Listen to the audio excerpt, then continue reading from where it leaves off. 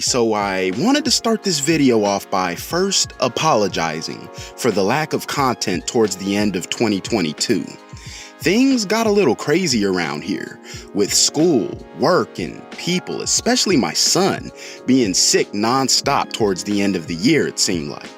And when things got a little bit better, or at least it seemed like they were, it started storming here in California.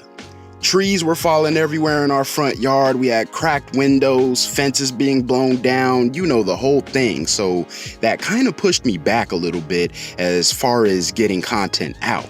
I was forced to deal with getting my home back in order. But here I am. My family and I are safe, and I hope you all are safe and off to a great new year, and I'm glad to get back to work for you guys. So now that that's out of the way, I wanted to first share with you guys my most anticipated films of 2022. Now, it doesn't need to be said that there's thousands of movies that are gonna come out this year, and I understand some of the ones you're interested in may not make this list. These are just some of the movies that come to my mind when thinking about what I'm excited to go see this year. And also, before we get started, go on ahead and hit that subscribe button, as that's what allows the channel to continue to grow. And who knows, maybe I could quit my job one day for you guys and do this non-stop. Anyways, let's jump into it. But first, a quick list of some of the movies I do want to see, but didn't quite make the list.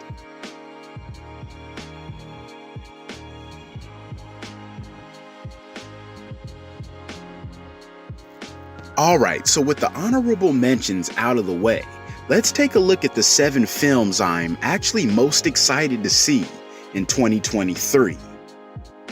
Now, I had mixed feelings about 2022's Scream, but overall I thought it was a fun and updated film to add to that franchise. Scream movies at this point are simply cultural phenomena to horror fans, kind of like Halloween or Saw. Fans of the genre are going to go and see whatever this is, regardless if we think it'll be good or not. With that being said, the trailer does look promising, and I like the idea of the film taking place outside of Woodsboro. It could lead to some pretty interesting scenes and set pieces.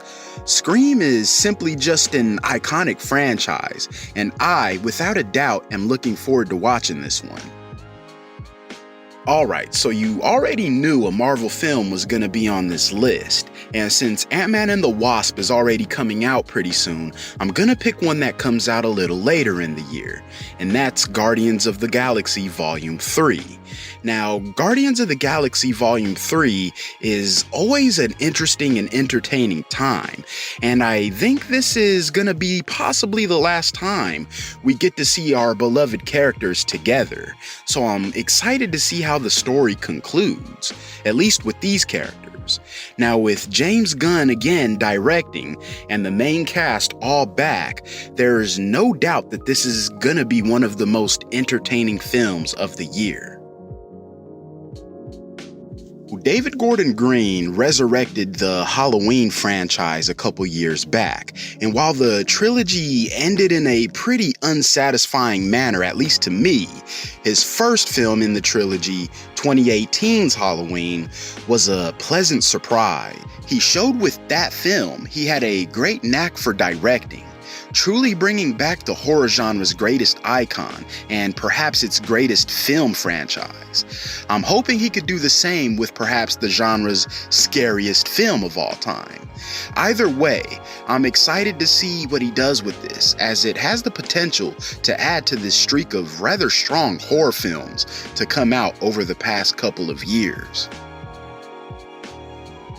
So coming in at number 4, we have Creed 3. Now, when I heard Sylvester Stallone wasn't going to be in this film, let alone even support it, I was kind of worried. He is the Rocky universe, and in the previous Creed films, he managed to turn out these comforting and reserved, yet captivating performances, truly enhancing the movies. So naturally, I was wondering if Michael B. Jordan would be able to carry the whole thing himself. He's definitely a great actor, but I was wondering who he was going to be bouncing off of and trading lines with. Then I heard that person was going to be Jonathan Majors, who just is a guy who's probably in my top 3 of young actors working today. So right away, I knew there was a chance this movie wouldn't only be big, but probably really good. This is also Michael B. Jordan's directorial debut, so I'm anxious to see what he can do behind the camera as well. And at the very least, support what I imagine to be one of the biggest films of the year to be led by black actors. Dune was one of the best looking films of 2021, hands down. And it brought to life expertly one of the most influential science fiction novels of all time. I think part 1 did a great job setting up the world of Arrakis. I think part 2 will not only delve deeper into this world, but provide more action and entertaining sequences if it's going in the direction similar to where the books went. Also, much of the cast is returning for this film, and they were all really great in the first one. And the characters that we lost in the first film have been replaced by equally important characters with overly talented actors playing them, such as Florence Pugh, Austin Butler, and my guy Christopher Walken. Plus, I think anytime you leave a great film on a cliffhanger, you inherently want to see how the rest of it's going to pan out. And for those who have read the novel, you may have an idea of where it's going, but still seeing how it pans out visually is a huge draw. And it's one that I'm definitely excited to see myself. So coming in at number 2, we have Mission Impossible: Dead Reckoning Part 1. It's a long ass title, I know, but what do I really have to explain here? Say what you want about Tom Cruise in real life, but in regards to film, one thing that can't be argued is he puts out bangers. When you think you might be getting franchise fatigue, the last Mission Impossible, which I believe was the 5th of the franchise, was arguably the best one. There's no doubt in my mind that this one will try to top that one, and I'll be right there in the theater waiting for it when it does. Not to mention, most of the main cast are reprising their roles, and I'm just genuinely excited to see what part 1 of this 2-part saga will look like.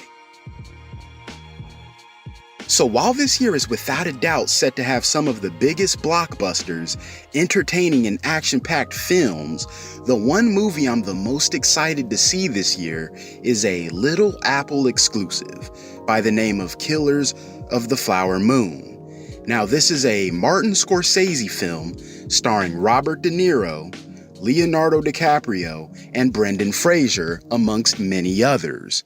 Do I really need to say anything else? I think this has the potential to not only be huge, but critically acclaimed. There's already Oscar buzz surrounding the film simply based on the director and the cast alone. I'm really hoping it rises to the occasion, but it's Scorsese we're talking about, and he's pretty much the film version of Michael Jordan in the finals. He only wins. Well, thanks again for watching, you guys. I appreciate the patience, but more content is definitely on the way. What movies are you looking forward to seeing this year? Let me know in the comments below. Also, what have you already seen so far this year? Let me know. Feel free, as always, to let me know what you would like to see me talk about next, as I'm all ears. This month will probably primarily focus on films surrounding Black culture, as it is Black History Month, and that is an important thing for me to do. But I am open to all suggestions, as always. Anyways, that's it from me. Be safe out there, and I'll catch you guys soon.